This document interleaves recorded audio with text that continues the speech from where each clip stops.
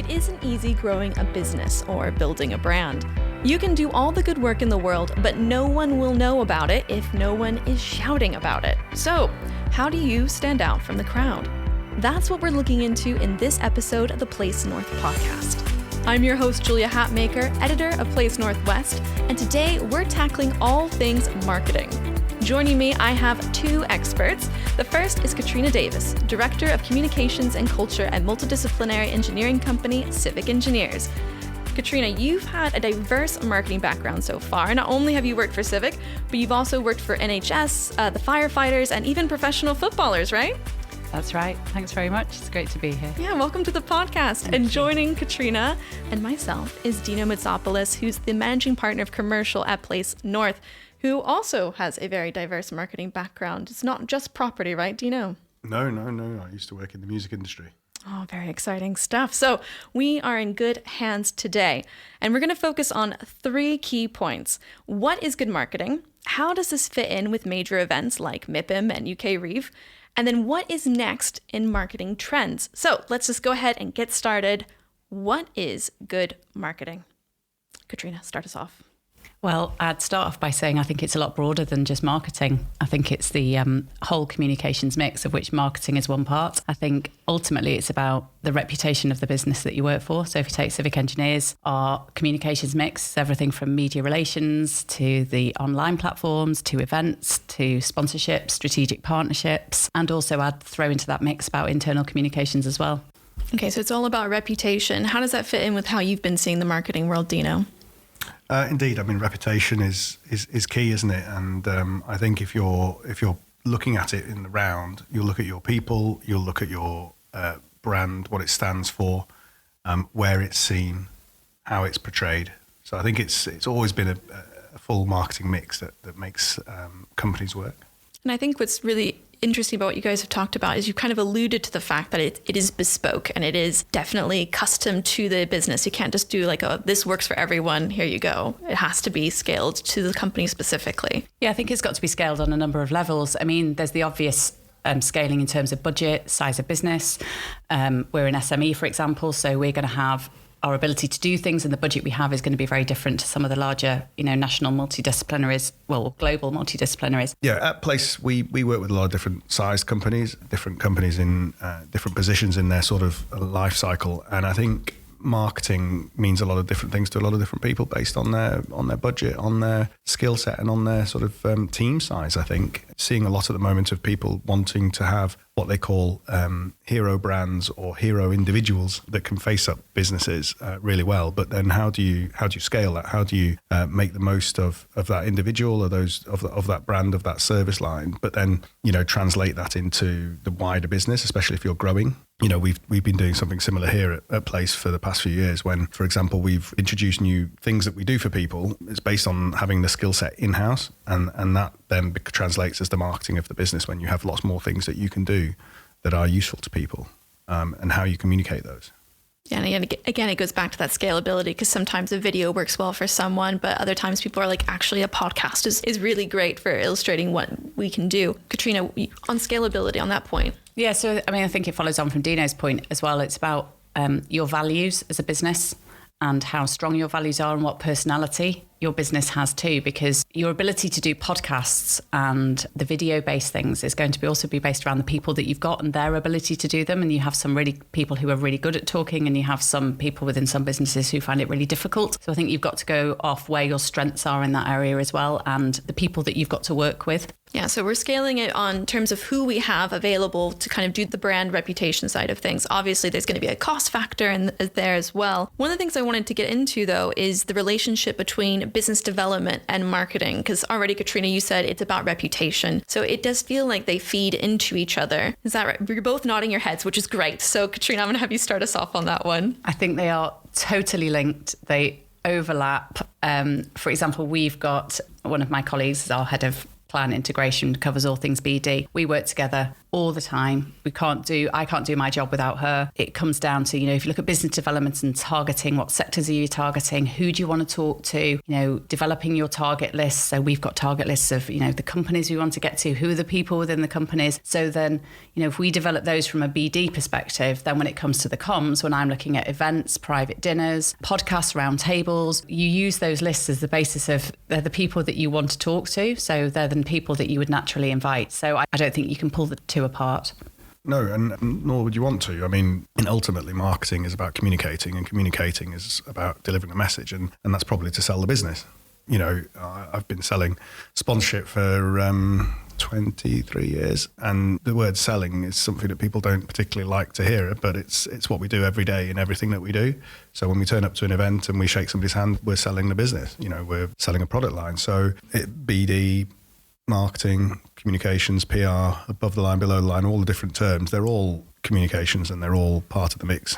Yeah, and that was why when we started this podcast, I introduced the idea about growing a business and building a brand, because it is all tools that we use to help amplify and raise our profile. And marketing is a crucial part of that. Yeah, well, ultimately, they're all about business development, aren't they? That's why we're doing it. You're doing it to grow your business. You're doing it to increase your revenue, increase your reach. So yeah, it's all linked together. Yeah, and I feel like that helps sell it to people a little bit better too, because marketing sounds so pushy in some extent, because you're going to telling people to buy something or like that. But when you say business development, it's framed more from this perspective of like, it's how do we do better? How do we be better as a company? Which I think is a really nice kind of way to think about it. So in terms of what is good marketing, what is it exactly? Like, what should I be doing? What should I not be doing when I'm crafting a marketing strategy? And I guess like, first off, should I have a marketing strategy?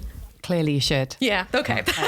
I'd make you have a broader communication strategy, Julia, but that's okay. You can stick with a marketing strategy if you want. For me, I think it goes back to what we were talking about, business development there. You've got to look at the basics. Who you are. What is your proposition? What are you saying? What are your key messages? I always work, the team at Civic Engineers get really bored with me. I'm always like, well, what's the key message? We've got to come back to no more than 3. People can't really remember more than 3. What are the 3 things you would want to say to people? And how do you want people to feel? I think that's something that's come into things more and more, is about a feeling behind it, an emotion behind it. And we hope that when people interact with Civic Engineers and come to our events, it's a warm place to be. There's nice people. It's very welcoming. It's very inclusive. So I think you need to think about all those things. And then, what are you giving the market? So we give, civil, structural and transport engineering. And that's the sort of base level, as it were, product. And then you need to look at who do you want to talk to about that? Who are the people who need your services, who want your service? And there'll be people who know they need them, and then there'll be people who don't realise that they do. So I think it's splitting down into sectors you want to reach, audiences you want to reach, and what do you want to say to them. And then when you really get into the meat of it, and in terms of the communications mix, that's the ability of how I can get to these people. So all the different things I can do to reach those audiences. Agree. And I think a lot of people in the property industry, and in terms of the companies that we work with, are delivering a service. So if you're delivering a service, you're not actual tangible product to sell. You have to buy the people. And those people are the individuals that will market the firm. So, it's a lot easier when you've got a tangible product like a guitar or a microphone. Going back to my music days, people knew exactly what the spec was for all of that, and you bought it and you got the kit. Whereas this is not the case with a lot of consultancies, and certainly in the first instances with engineers and contractors and other companies. You've got the people are your front line of marketing. But of course, I really believe that you've got to keep a practical sense of marketing, because it can become something that gets disaffected with top level management when they see a lot of money and a lot of budget lines coming into something that says, we're going to have this experiential X, or we're going to do this, or we're going to do that. And people don't understand it. It's like, right, how does that put to my bottom line? Who am I meeting? How does it work? And I think a balance of practical, down to earth results and solutions, with a bit of a sprinkle of cool, interesting, different ideas, is how that works best, because nobody wants a full-on marketing fanfare of activity, because people will say, it doesn't look realistic, what's going to come back from this? And that's where your BD side comes in. And, I think we've been adding that in to what we do at Place more and more over the last few years, particularly with the partner level stuff that we do. So, there's a sheet of things that people get as part of the partner level, and it's all soft power, soft business development opportunities, introductions, invitations to VIP events, invitations to private things.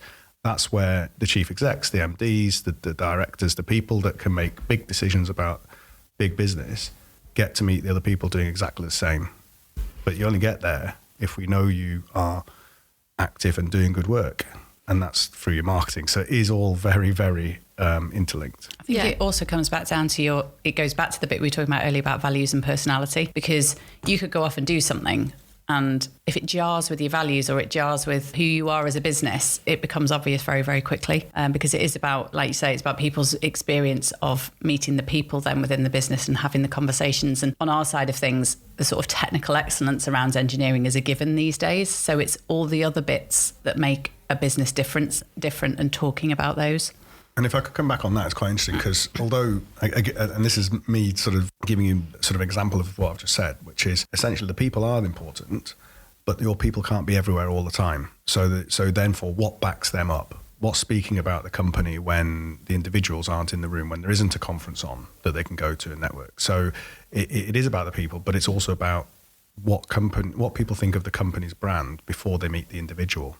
And that's the work that goes on online and in different forums. Exactly. And that's the broad elements of the marketing mix. And that's why you've got to, strategically pick all the bits that are going to work for you as a business.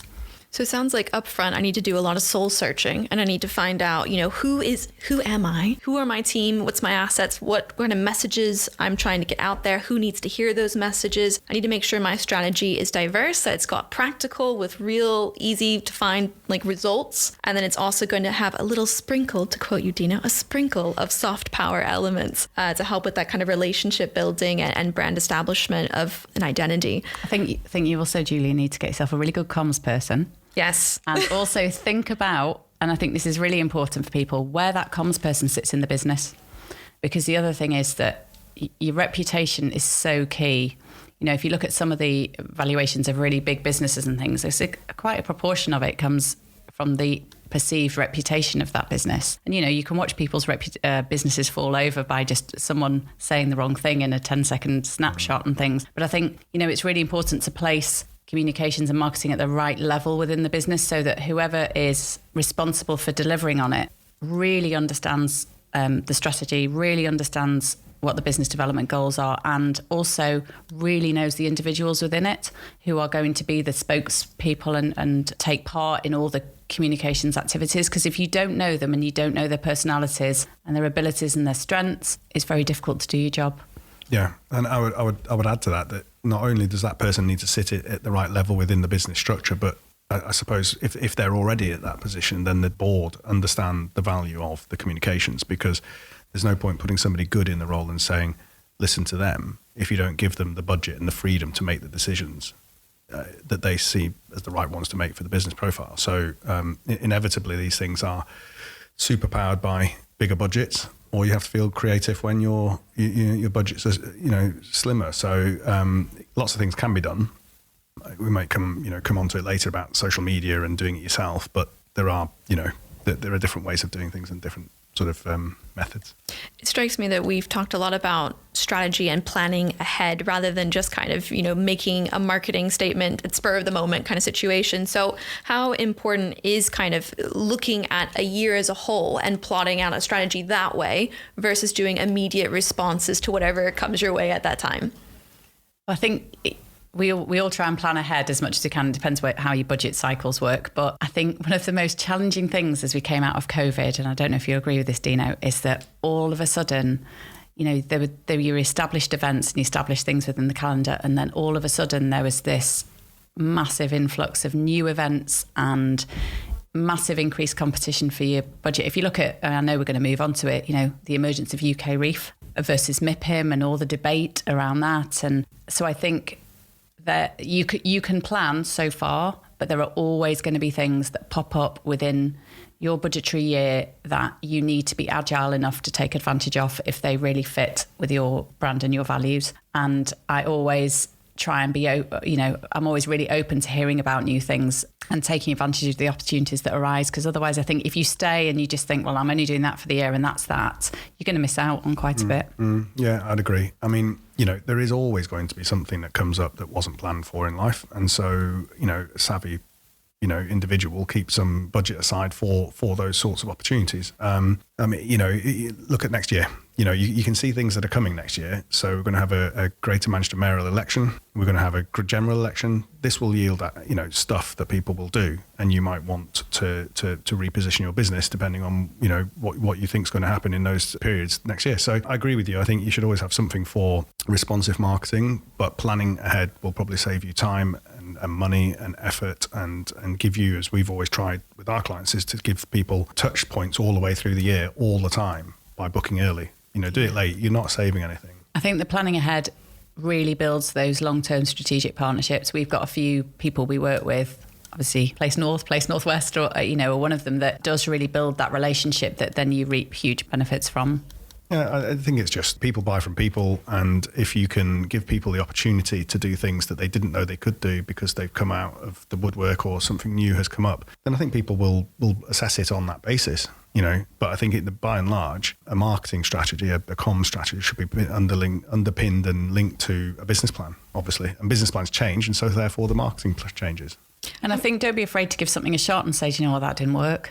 We're not going to do that again next year. I think you do try things and you think, I thought that was going to work really well and it didn't. And I think that's all okay too. I guess that brings us to a really good point, and to kind of put Place North on the spot here. Obviously, you mentioned that you work with us quite a bit, Katrina. What do you look for? What do you see as valuable when it comes to a marketing supplier? Well, I think there are a number of things. Dino's mentioned about people buying people. And when you form the sort of longer term strategic partnerships, they're with people that you hope you will get on really well with. And I think those open conversations, I think discussing your business's objectives, the business development strategy, where you're wanting to get to, the people you're wanting to meet, I think the more open and honest you can be about that, the more you're going to get out of those relationships. And I think that's something that we've very much had with Place Northwest and Place North. We celebrated our 10th birthday in Manchester recently, and we pulled out, the press release that Place ran 10 years ago. So that was really nice to see that the support's been there all through that time. But I think it's also going back to the underpinning of the whole strategy about, do Place reach the people that we want to reach? Do you get to them? Do you do it in a reputable way? Do you discuss the issues that are important to us and that we feel are crucial to the industry moving forward? So I think those are some of the questions I would ask. Are your values aligned? Those are really things that I would ask myself when I'm building these long-term partnerships.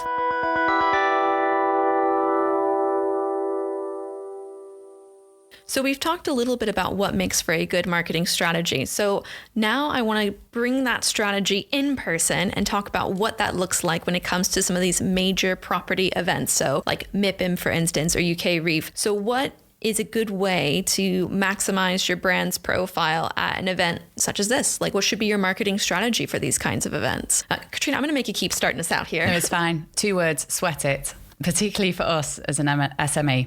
We have to maximise everything that we do because our budget is not significant in terms of, as I have said, compared to the people we are competing against for business. So I have to look at how can myself and the team really sweat everything we do. So if you take MIPIM or UK Reef, I will look at events before it, after it. I'll look at online content during it, thought leadership pieces around it. We'll look at what are we doing at it. So, for us, things that work really well, we're never going to be a company who buys advertising. We don't have the budget to do that. I can't justify one-off adverts and things like that. Things that really matter to us are speaking opportunities, thought leadership, adding to content. That's where our credibility is. Those are the services we're selling. We're selling our brain power and our solutions to things and our ability to retrofit buildings and design healthy streets. And it's finding the way we can showcase our expertise and, help build that sort of intellectual content. So I'll have to look at the whole mix. Are there any things we would want to announce around it so I could get some media coverage? So if you take, for example, UK Reef, we are lucky enough to have a Leeds studio. So it's in Leeds. That's perfect. We will run our Leeds event around UK Reef. We'll do some form of sponsorship with UK Reef. So whether that's a panel discussion, doing that panel discussion allows us to contact key business targets to see if they want to take part in that panel discussion. We might do some video with yourselves. We'll do socials the whole time that we're there. It's a whole list of things rather than we're just doing UK Reef. That almost answers my next question, which is, are these events worth it? I mean, Dino, what do you think? I know you're going to be a little bit biased. Obviously, we've got a partnership with MIPIM, but, is there ever a situation where maybe these aren't the best events for your business? Good question, really. I mean, it depends, I suppose, on how much you're willing to spend. Is spending 30,000, 40,000 quid on an exhibition stand for 2 days good value? I mean, it depends, what you think you're going to get from that stand. Equally, could you take that money and spread it over the year and meet more people and get wider reach? Probably say you probably could. They are important. They are good as gathering people together. Now, you don't need to spend a lot of money to attend these things. I think it's a very interesting notion at the moment that people are comparing what it costs to go to these big events, and not only the cost in finance, but the cost in, their carbon footprint and all of this, all of these new sort of challenges to the marketing budget. I would say that if it costs you, put it this way, if it costs you 500 quid to get there, 600 or 700 quid to for accommodation, and then, another 500 quid, if it costs you £3,000 or £4,000 per head, and those heads are deciding that they're going to come back with business or they're going to create business for it, I don't think that's a lot of money to spend, really. Any small firm who has ambitions of growth should be thinking about going to big events so that they can meet the right people. Are the right people there, though? This is the question, and you have to analyse this. You have to work out whether or not buying a ticket to go in is important, because those tickets have certainly increased in price in recent years. So to cover the costs of delivering of a big event, all I would say is that although we support the industry at large, Place doesn't do big events for a reason. So, I mean, and that's essentially because little and often on different sectors allows the market to not wait all year to talk about something. If you want to know what Manchester City Council are thinking about Resi, you can find out pretty quickly with Place. Same with Yorkshire now and North East. You're not having to wait annually. And I think business doesn't wait 12 months. Yeah, you can't do the big events in isolation. No. They're part of it. But if I had a boss and they wanted money coming in through the door, I'm sure they wouldn't want me to say, right, I'm putting all my eggs in one basket and it's once a year and it's this.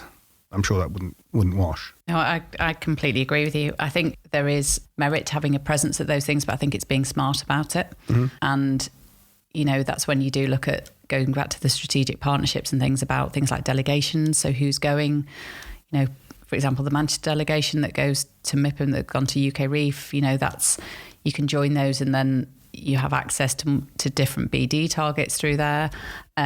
But I think it goes back to the mix of things and what is right for your business at the scale that it's at. Yeah, and something that crops up when I'm talking to clients about big events is who knew that you did this? Who went to your stand? Who went to your big drinks reception you paid a fortune for? If only 2 or 3 people came through and saw that, or 50 or 60, that's not that many. And if you're talking about profile and you're talking about getting communications through, that's all that's ever going to walk away from that event. It's not, I don't particularly believe in numbers. So if somebody turns around and says, oh, we've had 30,000 people in Cannes this weekend, or, whatever it is, or similar in Leeds, 6,000 people, 7,000 people in Leeds. Lovely. Did they all come and sit on your stand? No, they didn't. So, we tend to try to help clients and say, okay, you're going to that, you're going to do this piece of work and that piece of work. How about making sure that Place is able to activate that stand for you? Can we interview your people? Some of it is about the slow burn though, isn't it? Because, for example, we've supported, which some people have always said is quite unusual, we've supported Manchester International Festival for some time. So we've got quite a long-standing relationship with them. And that's been helping them in terms of as a corporate supporter, but also probably more interestingly for us, doing some of the structural engineering for some of their amazing installations and events and venues and things over the years. But, evaluating these things is really tricky. And I think it's really tricky, particularly if you're an SME or on the smaller side of things, because there isn't the budget to put into evaluation. So sometimes you're going off gut feel, you're going off who was there. But you do get to a point where you suddenly think, gosh, right, well, 7 or 8 years ago, that person came to that event and we started to build that relationship with them. If you take us, for example, with Mayfield Depot, one of the first things we did was engineer the depot so Massive Attack could play there for MIF. And then if you look, you fast forward 10 years and we've worked on the park and things, and that's a long-standing history with that project and getting to know people. And those people have been at MIPIM, they've been at UK Reef, they've been at the Place events, they've come to our events. So some of it, is that sort of build of reputation and contacts over time, which I think is really, really important. And taking time to look back and see how those relationships were built and developed is really crucial. All All right, so we've talked a little bit about what makes a good marketing strategy. We've talked about how that fits in with major events. And now I want to get into what is next in marketing trends. Is there such a thing as a marketing trend, or is everything old hat? So what excites you now about marketing strategies, or is there a different kind of element or thing we should be doing, Katrina? Oh, now, yeah, this is quite a tricky one. I mean, you've obviously got the ever-evolving digital world and what's coming next. You've got, Twitter, Instagram, Threads. So they're staying on top of all of that. I think the internal comms mix is a really interesting one, and around employee engagement, and those people are your best brand ambassadors. So I think that's really important, and people have different perspectives on work-life balance, what they want to get out of a role these days. And I think cultures of company and working on your culture and maintaining your culture and making your culture really mean something is really important. And I think that's a fundamental part of the communications mix, because, you can say all the things you want outside into the market, but if when people come across your company and it doesn't match, that becomes obvious quite quickly, and you will get called out on it. Let's just say #MIPIMLads. So I think those bits are really interesting. I think the events, there's still more events coming onto the market. I think what happens, the UK Reef versus MIPIM conversation next year, I think is going to be interesting again, and everyone's starting to talk about that already. So I think it's like, how will UK Reef evolve? Will it leave Leeds at some point? There's those discussions going on. So there are a few of the things that I've been thinking about. Okay, so internal comms, the rise of digital, talk about threads. Love that you got that in there. And also events and how do we interact with those. Dino, what kind of trends are you seeing? What excites you? Well, I was going to go one step back, actually. Okay. And so, sorry, Kat, but I don't think there's anything new in marketing. Controversy. I'm only about AI doing us all out of a job. Well, indeed, I think certain things have come about. Obviously, I'm only channeling. I did an MA in communications and public relations some years ago, and I was told that there was no new ideas in communications, and to a degree, I think that's true. So look at what we do, for example. We do think, when you say to somebody what do you do, and you show them that you do advertising, podcast, direct mail, events, sponsorship, advertising, video work. None of that's new. Everybody can do that. But can they do it well? Can they do it with an audience that will respond to it? So what we're doing is not new, but how you do it, and who's reading it, and who's hearing it, and who's consuming it, and what level are they, and what are they going to do with it? These are the things that make the value. It's interesting now, if you want to take it back, we're now doing conferences and social events in Yorkshire and in the Northeast as part of our expansion plans very quickly after launching at MIPIM in March. And dare I say, there isn't a level of conferencing in those two patches like the conferences that we deliver in the Northwest. So it's a straightforward offering, but it's going to be full of good people, and it's going to be delivered properly. We chair our own events, for example. It's becoming a bit of a pet hate of mine, where chairing an event is sold off to a sponsor, or a panel session is entirely bought with a very strong sales message. This is not content. This is promotion. Promotion is different content to actual debate. Having 6 or 7 interesting people debate an issue. So I think bringing a format like a conference, a B2B conference in the morning to Leeds is not something new. And now I want to get into, is AI going to take over marketing? Yes or no? No, it's not. I hope not. No, I don't. AI doesn't feel. I think personality and tone and there is an element of feeling. I've mentioned that at the beginning when we talked about the marketing mix and things, about how people, when they come to your events, feel when they walk away from it. And I think I've got a role as a director of comms to communicate about personality and feeling. And, it's like we talk about engineers just aren't about technical excellence, they're about emotional intelligence as well. So for me, you still need the human side, and it's about relationships. It's about the relationships we have with Place, Festival of Place, UK Reef, with all the people that we have, long-term strategic partners with, because people buy people. Yeah, people do buy people. I mean, I'm going to say that it will help. I'm going to say that, if it's certainly with content writing, at the moment, I've never heard more people say how busy they are, how frantic things are. We have clients buying things and then can't deliver them because they're being dragged off on big projects. So what can AI and what can content writing softwares help with? We've seen it out completely away from marketing, but we've seen it in the legal sector where they've had scanning software that looks at documents. This can help. So I think it will help improve people's copywriting and speed. That then obviously needs an eye over it from a human to sort of make it right. But so I think it will help. Ultimately, other people will help it, if you know what I mean, and they'll complement it at events and complement it, with other forms of like video and audio like this. So I think it's part of the mix. Before we say goodbye, I want to get in one last question. Bill Gates is quoted as saying content is king. We've all heard cash is king.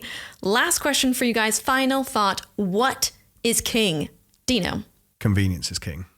I think at the moment people are busier than they've ever been. They're under pressure. They've got lots to do. There's lots of bids out there to get completed. And if you want your marketing doing well, you need to bring people on to help do that. You might have internal resource. I bet you that internal resource is full. So, we have seen a marked uptick, which has led to the expansion of Place North, is that we now have internal, resources for people.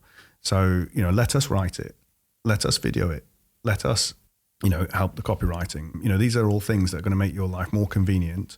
It's going to make the MD have easier events. It's going to make the chief exec get more out of what they're doing. So I think convenience is king. I think time is of the essence, and people, you need to look for good suppliers that have reputable sort of backgrounds in marketing and can get your message out on time and in the right place.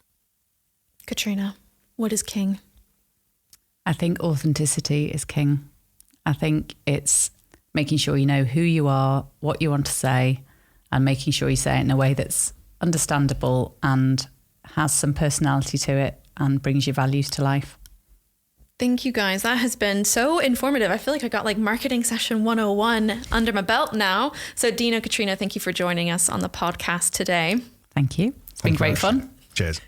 Now, if you want to make sure that you don't miss a single episode of the Place North podcast, you can subscribe to our podcast series wherever you listen to podcasts, whether that's Apple Podcast or Spotify or Google Podcast. We are everywhere, which is exactly where you need to be. Thanks so much for listening. Have a good rest of your day. Bye.